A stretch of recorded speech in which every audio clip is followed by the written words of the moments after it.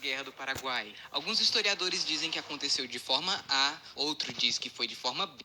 A Guerra do Paraguai. A Guerra do Paraguai.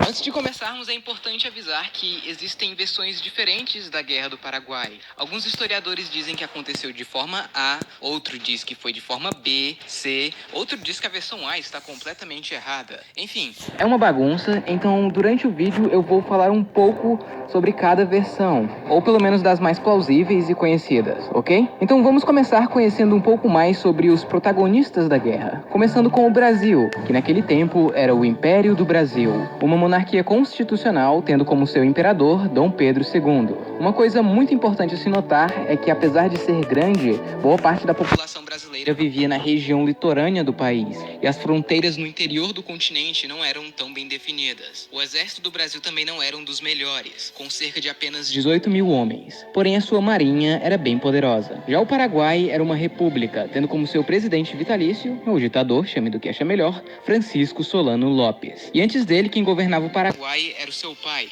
Foi durante este período que Solano viajou para a Europa, visitando países como França e Prússia, onde ganhou interesse e aprendeu bastante sobre táticas de guerra, exército, enfim. Foi aqui também que ele conheceu a sua mulher, Elisa Lynch. Assim que voltou para o Paraguai e tomou o poder, Solano começou a fortalecer o seu exército, com mais homens e melhores equipamentos. Alguns historiadores dizem que o Paraguai era um país que estava se industrializando, se desenvolvendo muito, e que esse suposto desenvolvimento paraguaio não estava sendo bem visto pelo Império Britânico.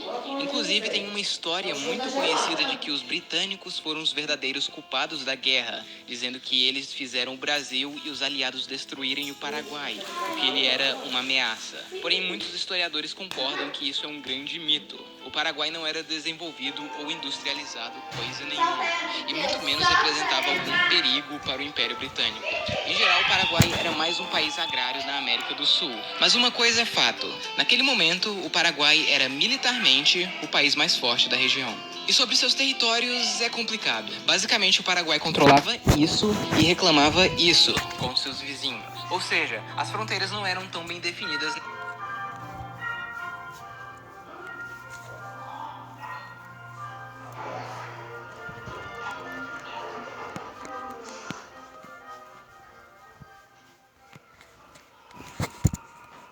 Nessa região.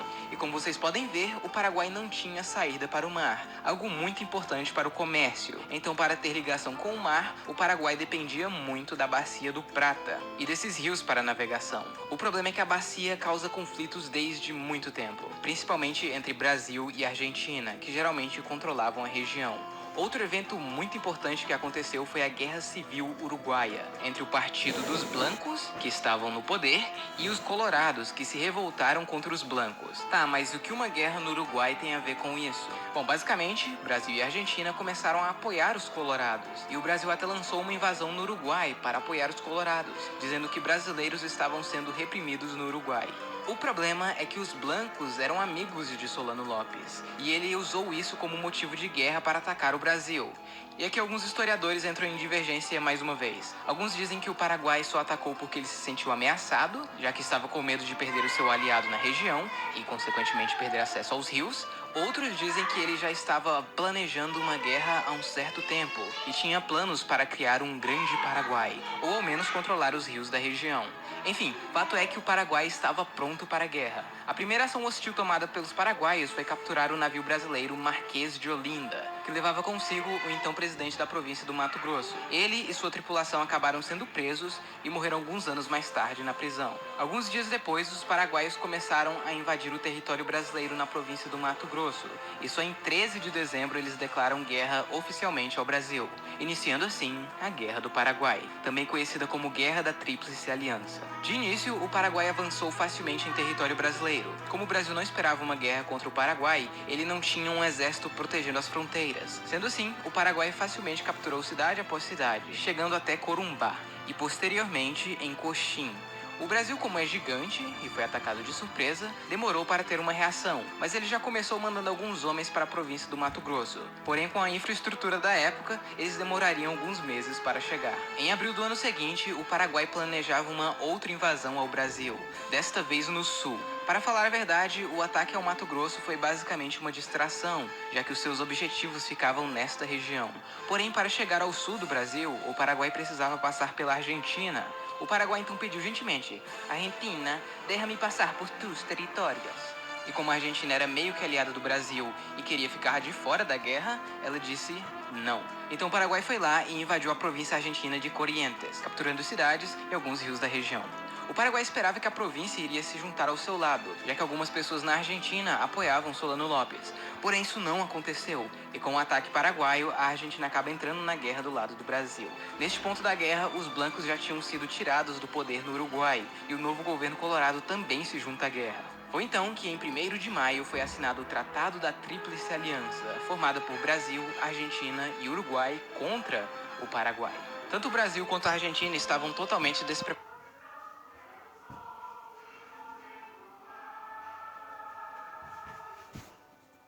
para uma guerra. O Brasil tinha pouco mais de 18 mil homens, então foi criada a campanha Voluntários da Pátria, para poder aumentar o número do exército. E até que funcionou. Nos anos seguintes, o Brasil conseguiu aumentar grandemente o seu número de soldados. Vale lembrar que muitos desses voluntários da pátria eram escravos ou ex-escravos, com promessas de ganhar terras ou a carta de alforria. Já a Argentina não se saiu muito bem na hora de recrutar, pois muitas pessoas não estavam nem um pouco afim de se envolver neste conflito. Já o Uruguai contribuiu com mais ou menos 5 mil homens. No início de junho, o Paraguai inicia uma nova fronte de invasão, passando pela província argentina de Misiones e chegando em São Borja, no Rio Grande do Sul. Neste meio tempo, o Brasil começou a bloquear os rios do Prata, então o Paraguai tentou um ataque surpresa contra uma esquadra brasileira que estava aqui, iniciando a famosa Batalha do Riachuelo. O Paraguai tinha um navio de guerra e 6 navios de comércio que foram adaptados com canhões, além de alguns barcos de pequeno porte, conhecidos como chatas. Já o Brasil tinha 9 navios de guerra e alguns barcos menores. A ideia do Paraguai era capturar a poderosa frota brasileira e assim ter o controle dos rios da região. E como eles atacaram de surpresa no meio da madrugada, eles começaram na vantagem. Porém, a frota brasileira era muito superior, principalmente na resistência. Ao fim da batalha, o Brasil saiu vitorioso, destruindo a frota paraguaia.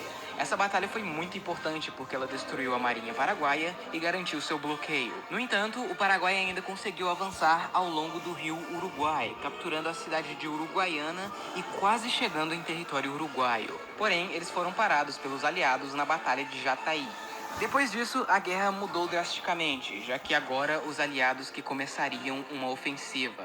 Algumas forças foram mandadas para Uruguaiana, onde eles fizeram um cerco na cidade, que acabou sendo bem sucedido. E no início de 1886, os aliados começaram uma invasão ao sul do Paraguai, capturando a fortaleza de Itapiru e estabelecendo um território aqui no sul do Paraguai. Alguns dias mais tarde, os paraguaios tentaram um contra-ataque surpresa ao acampamento aliado que estava aqui em Tuiuti, iniciando a maior e mais sangrenta batalha de toda a guerra e de toda a América Latina, onde mais de 30 mil soldados aliados lutaram contra 23 mil paraguaios. No fim, os aliados conseguiram virar o jogo e derrotar o exército paraguaio, que perdeu mais ou menos 12 mil dos seus melhores homens. Depois dessa batalha, a guerra ficou meio parada. Assim, como o Paraguai era isolado, os aliados não sabiam bem o que encontrar no interior do país. Então eles precisavam avançar pelas margens do rio Paraguai. E aqui o Paraguai tinha uma série de fortificações para defender a capital, sendo a mais importante delas a fortaleza de Humaitá.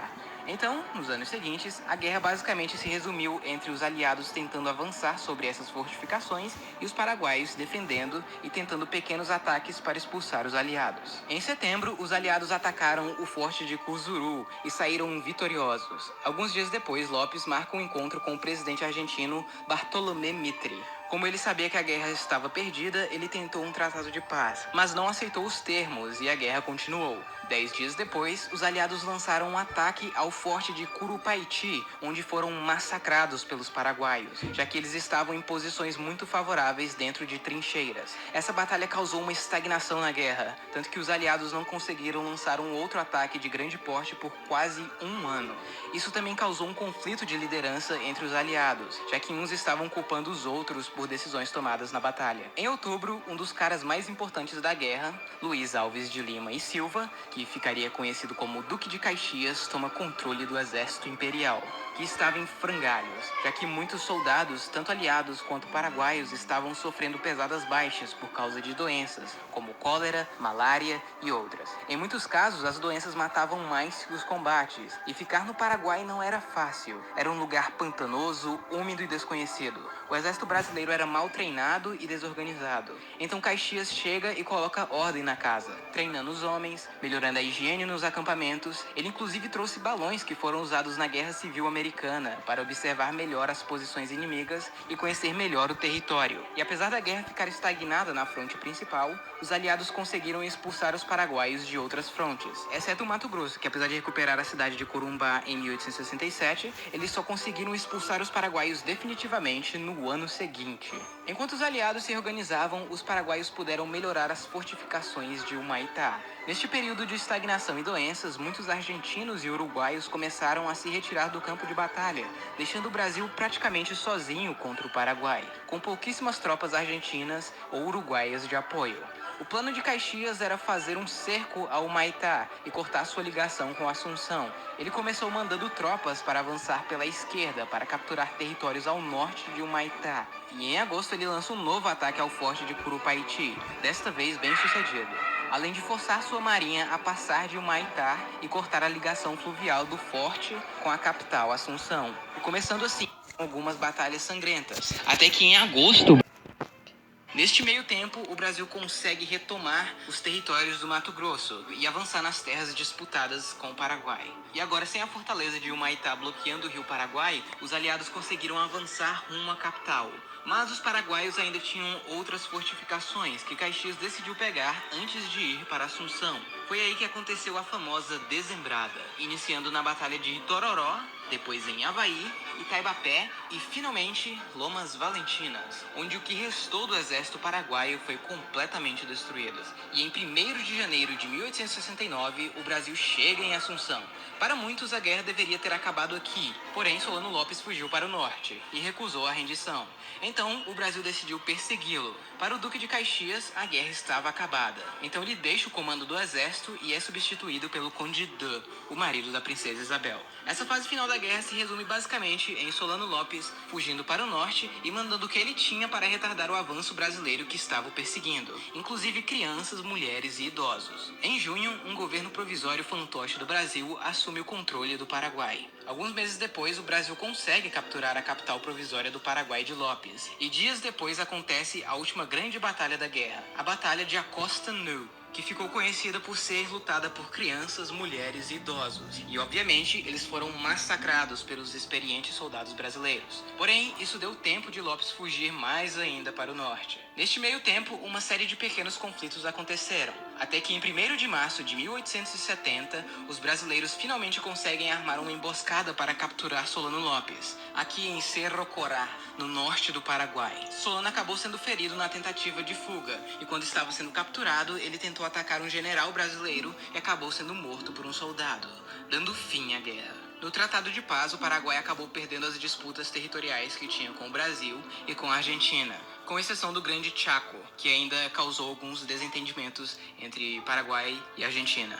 Apesar da vitória brasileira, essa guerra teve efeitos negativos para todos. O Brasil teve que pagar empréstimos que fez para a guerra, o que causou uma bela dívida. Mas o Brasil até que conseguiu se recuperar rápido disso. O grande problema foi que o exército imperial agora estava bem mais forte e se sentindo desprezado pelo imperador. Alguns anos depois, eles ajudariam no golpe da República, que tiraria Dom Pedro II do poder e acabaria com a monarquia. Já o Paraguai passou por momentos difíceis. Muitos dizem que o Paraguai perdeu cerca de 60% da sua população. Alguns chegam a afirmar que 95% dos homens adultos morreram, números extremamente altos. Porém, não é 100% certeza que estejam certos, já que outros dizem que o Paraguai não perdeu tantas pessoas assim, e que o real número seria entre 10% e 18% da população, o que continua sendo um número alto, mas não 95%. No geral, é impossível afirmar com certeza o número exato, já que o Paraguai era muito isolado, e existem várias fontes diferentes com números diferentes da população paraguaia antes da guerra, que varia entre 200 mil e